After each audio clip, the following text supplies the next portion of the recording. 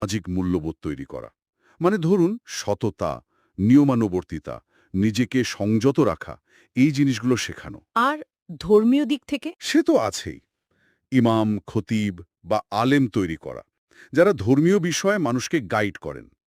আর একটা বড় ব্যাপার হলো, অনেক মাদ্রাসা কিন্তু গরিব অনাথ ছেলেমেয়েদের থাকা খাওয়ার ব্যবস্থাও করে। ওহ, এটাও তো বিরাট সমাজসেবা। হ্যাঁ, জাকাত বা দানের টাকা এটা চলে অনেক সময়। পিছিয়ে পড়া ছেলেমেয়েদের শিক্ষার আলোয় আনার একটা বড় চেষ্টা আর কি। সত্যি, ভাবার মতো বিষয়। বিশেষ করে যখন আমরা ইতিহাসে দেখি যে ইমাম গাজ্জালি বা ইবনে সিনার মতো বিশাল জ্ঞানী ব্যক্তিরাও মাদ্রাসারই ছাত্র ছিলেন। আজকের ধারণার সাথে তো এটা মেলে না। একদম। এই ঐতিহাসিক দিকটা কিন্তু দারুণ ইন্টারেস্টিং, যা উৎসগুলো মনে করিয়ে দেয়।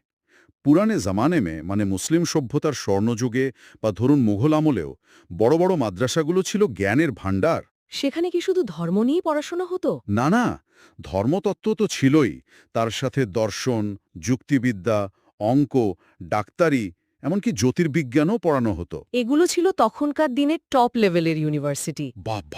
তার মানে আজকের দিনের আমাদের যে ধারণাটা, সেটা বেশ সীমিত, অনেকটা তাই।